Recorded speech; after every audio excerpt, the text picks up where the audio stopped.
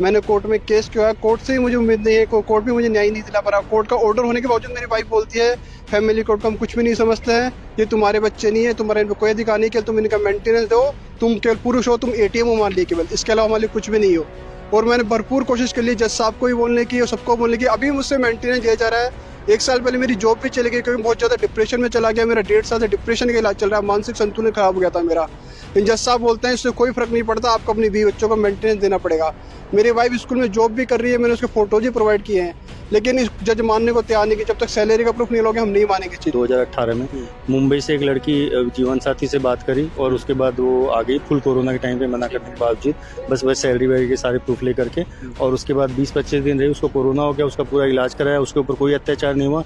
मुंबई जा करके उसने झूठे केसेस कर दिए मेरे ऊपर, किया जा रहा है मेरे प्रति, कभी मुंबई से वारंट आता है अरेस्ट का, कभी वसूली का, और मैं कहाँ से पैसे दूँ, मैं अपने बच्चे पालूँ दो, या मैं नौकरी करूँ, या मैं कहाँ जाऊँ। मैं तो हाथ जोड़ के ये विनती करता हूँ तो मुझे इससे मुक्त किया जाए, इस झूठे केसेस से। और मेरे पास ये प्रूफ है, जो जिस प्रोटेक्शन अधिकारी ने की बेस पे केस चल रहा है, उसने खुद ही आरटीआई के थ्रू मुझे बोला है कि हमारे पास कोई प्रूफ नहीं है, सिर्फ लड़की की गवाही प्रूफ है। तो साहब, लड़की की गवाही अगर इतनी बड़ी हो गई तो फिर तो घर घर की हालत खराब है। आपने भी अपनी बात रखी हो? बिल्कुल साहब रखती है, लेकिन कौन सुनता है जुडिशरी में। आज अगर सुनते तो अतुल भाई थोड़े ना जाते। ये तो शहीद है हमारे लिए, जिन्होंने आज आप हमारी बात सुन पा रहे हो सर, नहीं तो हम तो चिल्ला रहे हैं इतने दिनों से, कौन सुनता है हमारी। बेंगलोर के अतुल सुभाष इंजीनियर, जिसने घरेलू हिंसा के चलते सुसाइड कर लिया था। अब अतुल सुभाष जैसे कई ऐसे पति हैं जो कि अपने पत्नियों पर केस दायर कर चुके हैं और अपनी पीड़ा जाहिर कर रहे हैं। सालों से कोर्ट में केस पेंडिंग चल रहे हैं, न्याय नहीं मिल रहा है, लेकिन अब जयपुर के शहीद स्मारक पर, माफ कीजिएगा, अमर जवान ज्योति पर अतुल सुभाष को इन्होंने श्रद्धांजलि दी है और खुद की आवाज भी बुलंद कर रहे हैं। क्या नाम है आपका? मैं रमाकांत शर्मा जयपुर से हूँ। मेरी पत्नी ने मेरे ऊपर झूठा मेंटेनेंस का और डीवी का केस किया हुआ है। मैं गुड़गांव में जॉब करता था एज IT इंजीनियर, और मेरी माता जी को कोविड हुआ था। कोविड काल के दौरान 6 महीने आईसीयू में भर्ती थी, उस दौरान उसने झूठा केस कर दिया और मैं कोर्ट में नहीं जा पाया। कोर्ट ने मेरे बिना प्रूफ देखे मुझ पर 40,000 का मेंटेनेंस बांध दिया मंथली। उसके बाद में मैंने बहुत कोशिश की कोर्ट में न्याय पाने की, मुझे न्याय नहीं मिला। और उसके बाद में मैंने वाइफ को भी खूब समझाने की कोशिश की, मुझे बच्चों से नहीं मिलने देगा। मेरा 13 साल का बेटा है, 10 साल की बेटी है, दोनों बच्चों से मुझे नहीं मिलने दिया जाता है। मैंने कोर्ट में केस किया है, कोर्ट से ही मुझे उम्मीद नहीं है, कोर्ट भी मुझे न्याय नहीं दिला पा रहा। कोर्ट का ऑर्डर होने के बावजूद मेरी वाइफ बोलती है फैमिली कोर्ट को हम कुछ भी नहीं समझते हैं, ये तुम्हारे बच्चे नहीं है, तुम्हारा इन पर कोई अधिकार नहीं, केवल तुम इनका मेंटेनेंस दो, तुम केवल पुरुष हो, तुम एटीएम हो हमारे लिए केवल, इसके अलावा हमारे लिए कुछ भी नहीं हो। और मैंने भरपूर कोशिश कर ली जज साहब को ही बोलने की और सबको बोलने की, अभी मुझसे मेंटेनेंस दिया जा रहा है। 1 साल पहले मेरी जॉब भी चली गई क्योंकि बहुत ज्यादा डिप्रेशन में चला गया, मेरा 1.5 साल से डिप्रेशन का इलाज चल रहा है, मानसिक संतुलन खराब हो गया था मेरा। जज साहब बोलते हैं इससे कोई फर्क नहीं पड़ता, आपको अपनी बीवी बच्चों को मेंटेनेंस देना पड़ेगा। मेरी वाइफ स्कूल में जॉब भी कर रही है, मैंने उसके फोटोज ही प्रोवाइड किए हैं, लेकिन इस जज मानने को तैयार नहीं कि जब तक सैलरी का प्रूफ नहीं लोगे हम नहीं मानेंगे इस चीज को। और मेरे से मेंटेनेंस दिया जा रहा है और मैं उधार कर करके पैसा उसको मेंटेनेंस दे रहा हूँ। मेरी प्रॉपर्टी बिक गई है, बोलते हैं तुम्हारे माँ बाप को घर से निकाल दो, अनाथ आश्रम भेज दो और इस घर को बेच के सारा पैसा हमारे को दो, तब हम तुम्हें झूठे केस से मुक्त करेंगे, नहीं तो कानून हमारे साथ है और हम तुमसे निरंतर मेंटेनेंस देते रहेंगे। 3 साल से केस चल रहा है। आपके साथ भी कुछ ऐसे ही हुआ है? जी सर, मेरा नाम दिवाकर है और मेरे 2 बच्चे हैं। मेरी फर्स्ट वाइफ कैंसर से एक्सपायर हो गई 2018 में। मुंबई से एक लड़की जीवन साथी से बात करी और उसके बाद वो आ गई फुल कोरोना के टाइम पे मना करने के बावजूद, बस सैलरी वैलरी के सारे प्रूफ लेकर के। और उसके बाद 20-25 दिन रही, उसको कोरोना हो गया, उसका पूरा इलाज कराया, उसके ऊपर कोई अत्याचार नहीं हुआ। मुंबई जा करके उसने झूठे केसेस कर दिए मेरे ऊपर। क्या आरोप लगाए? डोमेस्टिक वायलेंस का, मारपीट करता था और प्रताड़ित करता था और गंदे तरीके से वो सब चीज़ें करता है, जो कि हम लोग कभी इस तरह के लोग नहीं। मेरा उससे ना कोई फिजिकल रिलेशन बना, ना कोई कम्युनिकेशन हुआ, बस खाली वो रही, बस उसने एक साक्ष्य फोटोग्राफी करी, ना हमारा कोई सप्तपदी हुआ, कोई कुछ भी नहीं हुआ। बस उसने एक तरह से अपने को मुझे अकेला समझ के मुझे रेकी करके आई, ठग के चली गई। और मुझे बहुत प्रताड़ित किया जा रहा है मेरे प्रति, कभी मुंबई से वारंट आता है अरेस्ट का, कभी वसूली का, और मैं कहाँ से पैसे दूँ, मैं अपने बच्चे पालूँ दो, या मैं नौकरी करूँ, या मैं कहाँ जाऊँ।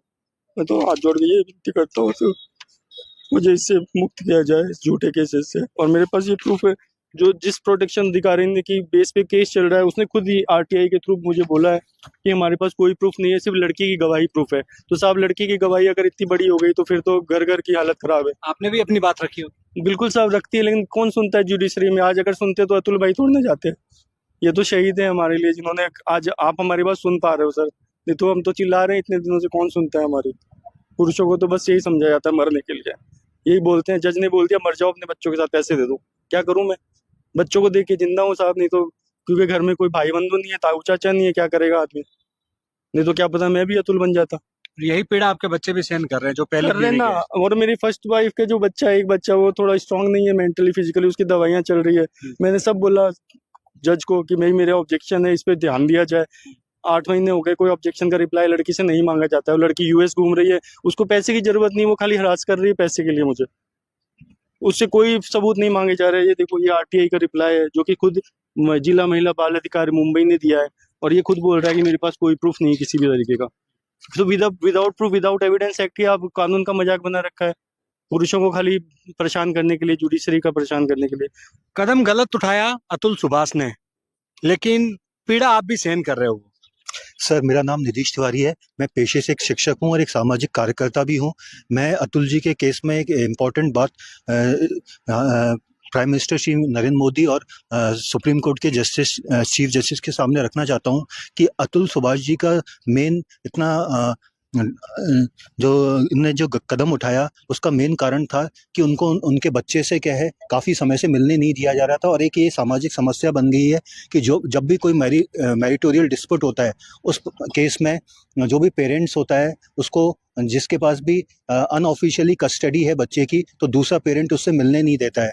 तो यहाँ पे मैं एक बात ये बोलना चाहूँगा कि भारतीय न्याय प्रणाली को ये कुछ चेंजेस करने चाहिए कि किसी भी केस के मैरिटोरियल डिस्प्यूट में किसी भी पेरेंट्स को बच्चे से मिलने से नहीं रोका जाना चाहिए, क्योंकि किसी बच्चे से मिलने से रोकना एक बच्चे पे ही बहुत बड़ा अत्याचार नहीं है, साथ में क्या है पूरे समाज को एक गलत दिशा में डालता है, और इससे आने वाले समय में देश के और समाज भी एक गलत दिशा में जाएगा। धन्यवाद। अतुल सुभाष जैसे जयपुर में ही नहीं, पूरे देश भर में अतुल सुभाष है जो कि इस प्रताड़ना का शिकार है। क्या किया जाए जिससे ये बदलाव हुआ है और ऐसी घटनाएं रोकी जाए? सर, न्याय को बदलना पड़ेगा, ये जरूरी हो गया, बहुत ज्यादा जरूरी हो गया। आज मैं पिछले 11 साल से मेरी पत्नी से परेशान हूँ। उसने मेरी ही बच्ची का बाप किसी और को बना रखा है। मैं उससे मिलने जाता हूँ तो आदर्श नगर थाने में जाकर के अप्रोच लगा करके वो आप ही मेरे को 4 बार 151 में बंद करवा चुके हैं। पिछले साल भी 1 नवंबर 2023 करवा चौथ वाले दिन मैं घूम रहा था, मॉर्निंग वॉक कर रहा था, मेरी वाइफ पीछे से मुझे मारती मारती आई, मेरे प्रीमिसेस में घुस गई। मेरे को मेरे लैंडलॉर्ड ने और सामने मंदिर का पुजारी है, उन लोगों ने बचाया। और उसके बाद मैं सीधे वहां से आदर्श नगर थाने पहुंच गई। अपने भाई, उसका फ्रेंड गोपेश्वर प्रसाद गुप्ता, जिसकी जनता कॉलोनी बहुत अच्छी चलत है, जाकर के मेरे को ही 151 में बंद करवा दिया। अगर रिचर्स मेरे साथ नहीं होती तो शायद मैं 5वीं बार शांति भंग में 6-7 महीने जेल में सड़ रहा होता। इन्होंने आकर के मुझे निकाला है, इन्होंने मीडिया के लिए कहा, तब जाकर के। ऋचा सैनी जो कि महिला आयोग तो सुना है, ये पुरुष आयोग की मांग करी एक महिला होने के नाते, और उसके बाद लगातार आप पुरुष आयोग के गठन की मांग कर रहे हो। अतुल सुभाष की घटना, इसके बाद देखिए, अतुल सुभाष जी की जो घटना हुई है, ये बहुत ज्यादा पीड़ित मतलब हो गए थे शायद, और बहुत ज्यादा ही दयनीय स्थिति इनकी हो गई थी। तब कहीं जाके इन्होंने आत्मदाह जैसा डिसीजन लिया। आत्मदाह करना बहुत इजी नहीं होता है। वो इतने प्रताड़ित थे कि उसकी वजह से इन्होंने ये किया। अब इनके इस सिचुएशन के बाद में जो मैं पिछले 1.5 साल से मांग करे जा रही हूँ कि पुरुष आयोग होना चाहिए, सब लोग मजाक समझते थे कि ये कैसी चीज होती है, पुरुष कहाँ प्रताड़ित हो सकता है। एग्जाम्पल्स आपके सामने है, कई केसेस ऐसे भी हैं जो बाहर आते ही नहीं है। कुछ लोग बिहाइंड द सीन जाके सुसाइड अटेम्प्ट कर लेते हैं, जिनको अलग नाम दे दिया जाता है।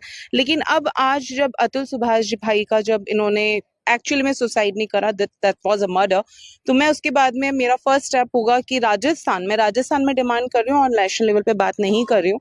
राजस्थान के अंदर कम से कम हर थाने के अंदर जैसे एक महिला डेस्क होती है, ऐसे पुरुष डेस्क भी होनी चाहिए, जो मेरा अब पहला टारगेट होगा, जिसके लिए अब मैं शुरुआत कर चुकी हूँ। देखिए,